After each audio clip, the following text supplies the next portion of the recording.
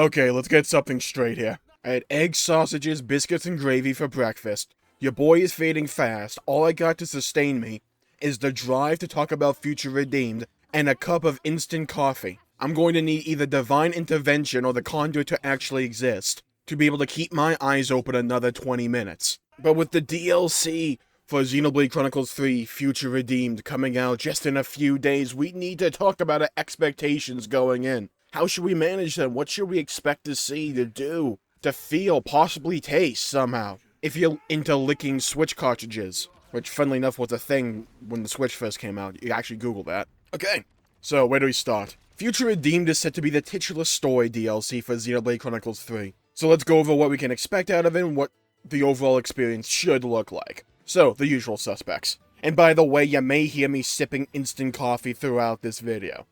I do it not just for me, but for you. Rex and Shulk are in it, duh. Obviously who we are really hyped for. Like seeing your boys after a long time catching up.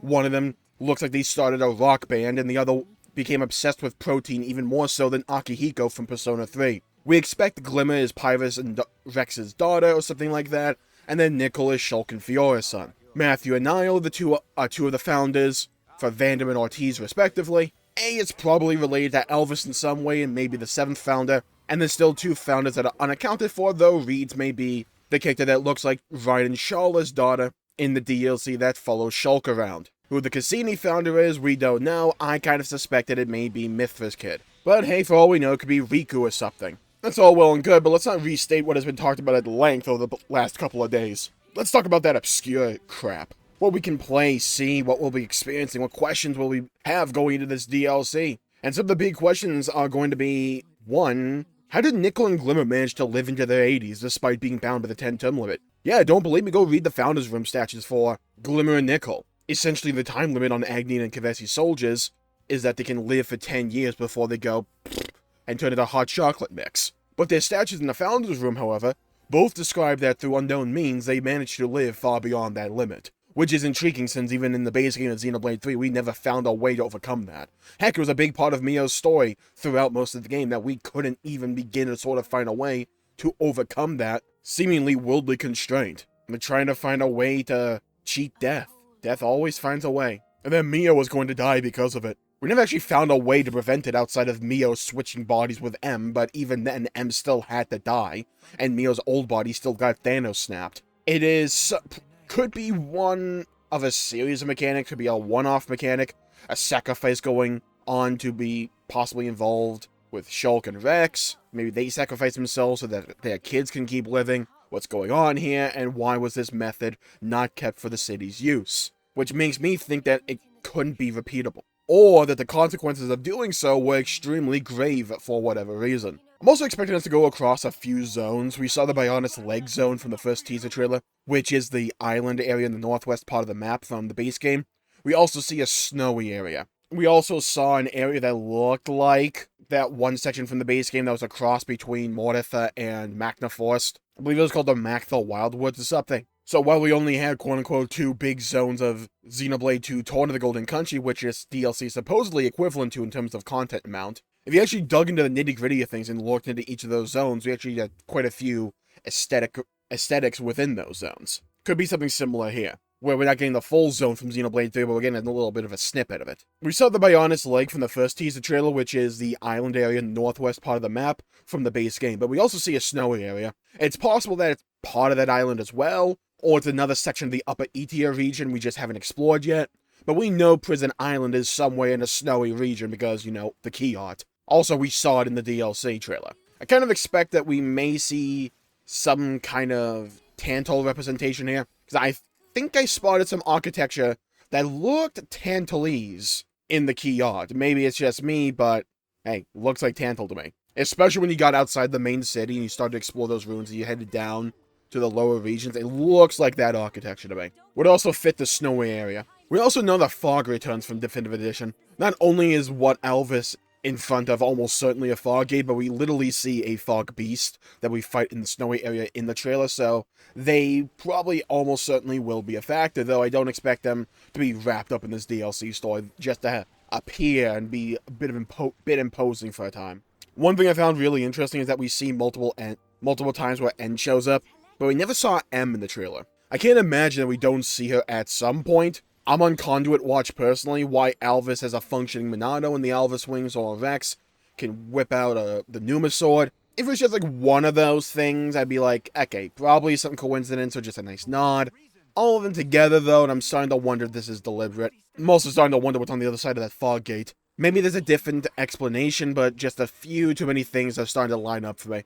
Especially with A having an ability literally called freaking Vision. For a world without supposedly the Conduit in it anymore, a lot of things seem to be pointing back towards the Conduit. And if this is supposed to wrap up the Klaus chapter of Xenoblade, giving them some kind of resolution to the Conduit and actually delving into it instead of having it mentioned in a 15-minute exposition dump, could be the play to go with here. Also, to me, would kind of explain why we're doing the prequel now. Because they could have just pulled a Metal Gear Solid 5 Phantom Pain on us and had this DLC be the ground zeros, essentially released before Xenoblade 3. But if this is supposed to cap off the Klaus stuff, Klaus wasn't even mentioned in the base game. So having a story that focuses on that aspect of the side of things of Ionios, after we already got the context we need for Ionios from the base game, makes sense to me. Now, I got a couple of big questions, and a couple of big observations that been talked about. The big one for me is the fate of the Ontos Core Crystal. We know Alvis has it, then A uses it as an earring, but somehow at the end of the trailer, Niall ends up with it in her chest,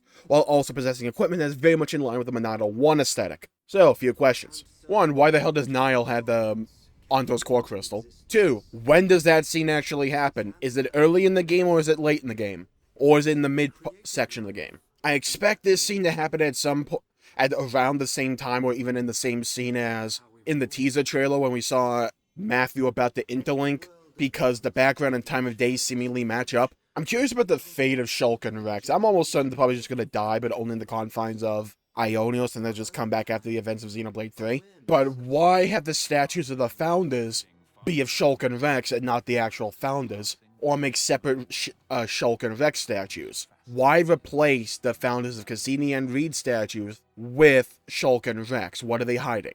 What's going on with those characters? Why did the 7th founder not want to reveal themselves? Is it A, and because of their connection to Alvis and whatever the hell was happening with Zed, Shulk, and Rex in that scene, make them feel guilty and not want to get any credit? Was it a matter of city security? What's going on here? Those are really, and all the questions I've asked so far in this video, kind of the ones I expect us to get answers to, because those are questions that were deliberately raised in the trailer.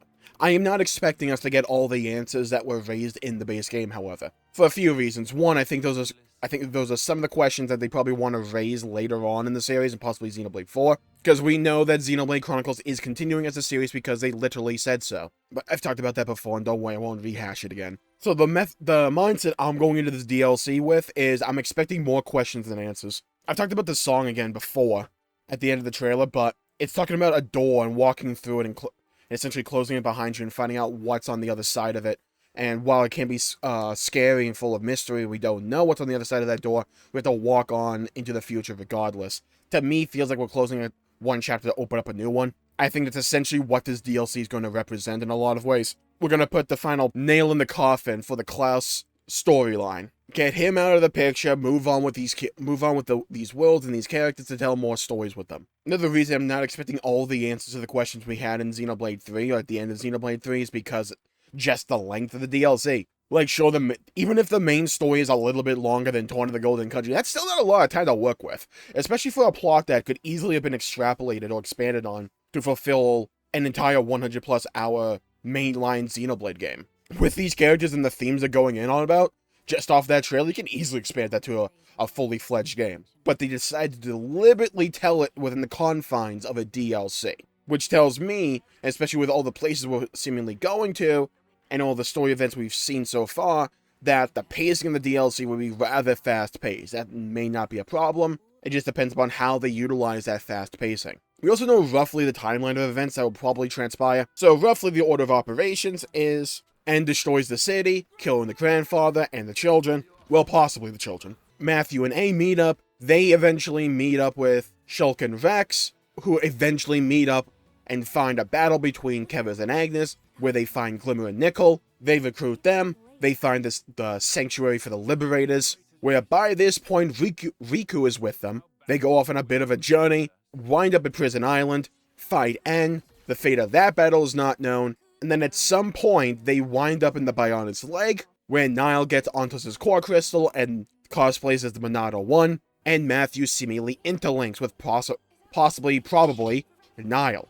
How or why he interlinks, we're not entirely sure, but he probably does that to awaken the true power of Ouroboros, and is able to do so by having Niall and A, merge with each other or something. They beat back N. The founders are able to re-establish the city, which we know has to take place in the Great Sword. We also know it's mobile, so maybe it moves for a bit of time. Matthew goes off in his lonely expedition, while Niall remains in the city to essentially govern it, while Nicole is in charge of all the industry and mechanization.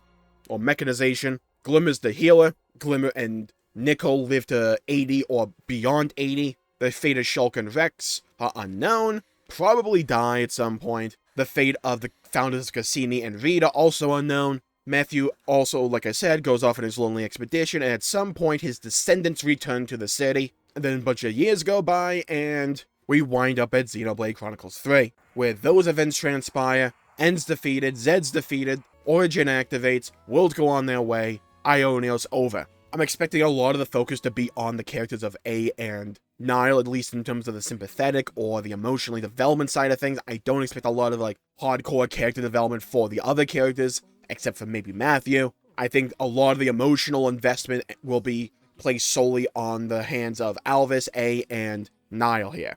I'm not expecting Rex or Shulk to have a grand narrative arc where they have a bunch of character development. No, their stories are kind of done. They're just there to help propagate the stories of Glimmer and Nicole, showcase the continued character development of those characters from Xenoblade 1 and 2 respectively, and how time has passed and how those characters have moved on, while also bringing in the feeling of this world connecting the stories of 1 and 2. Oh yeah, I think I forgot to say my last recap of the timeline. I think at some point with Shulk and Rex, Nicole and Glimmer, they have to fight Mobius, who I assume is Mobius B, who fuses the two Pharaonises together, which looks badass. I'd imagine that takes place before Prison Island, but for all we know, Prison Island could happen kind of maybe midway through the DLC. I think the only scene that maybe took place after the midpoint of the DLC is probably the one bit with Niall at the end, with Ontos' core crystal. I think a lot of what we saw is just up to the halfway point. That part I'm not too confident on, so take from that what you will. So I think overall probably be paced similarly to Torna, where you get these moments of deep introspection and emotional growth and development and hashing out between various characters. You get those slow moments, but a lot of the times it's plot point, plot point, plot point, plot point. That's not a bad thing, mind you. I just think the pacing for a lot of the major plot points will progress relatively fast. I think it's going to be very story-dense. And in terms of the mechanics side of things, we know we have the Collectopedia back, which I'm fine with. I like those completionist aspects of mechanics that RPGs can have, so long as the rewards are nice, I'm down for it. We also have the community system back. I'm hoping it's not nearly as mandatory as it was in Torna, because I think the community system has a really cool idea going behind it. It's essentially a miniature version of the Affinity Chart. Just remove the mandatory aspect behind it and just fixes the entire system, in my opinion. I think the final fight could be us interlinking with Niall A, or A/Niall, as Matthew, to fight N one last time, to fight him off, or the last technical fight will be kind of like how we got that one Gort fight at the end of Torna, where Matthew's off on his lonely expedition, has to fight something. I predicted before that maybe Zed, he meets up with Zed for some reason, they have a 1v1 for whatever reason. I'm not sure if I believe that or put much stock in that idea anymore. I think the big ultimate final fight that will have a lot of fanfare behind it will be the interlinked fight with Matthew, Niall, and A against Vandom. Though technically the ultimate power of Ouroboros, or the full power of Ouroboros, however they phrased it, could be something else other than interlinking. I think it's pretty much interlinking, right? We can all kind of agree it's going to be an interlink. So yeah, I'm going to call the video there for today. Thank you all for tuning in. My pleasure making the video. If you enjoyed it, please leave a like and subscribe. It really helps the channel out and helps support future content, and I greatly appreciate it. Stay safe, everybody. Have a great day. And hit the bell icon to be notified when I upload in the future. My next 2 Xenoblade videos before the DLC drops, we'll be doing a hot take video where I react to your hot takes regarding Future Redeemed. I have a community post about that. I also have a community post for part 2 of the theory video where I will be defending your theories for the DLC Future Redeemed. We'll be doing those 2 videos the next couple of days. So go find the community post or leave your comments down here below. Thank you all for tuning in. My pleasure making the video. Stay safe out there. Have a great day. Go play some video games if you can. As always, I'll see you all next time. Bye bye, everybody.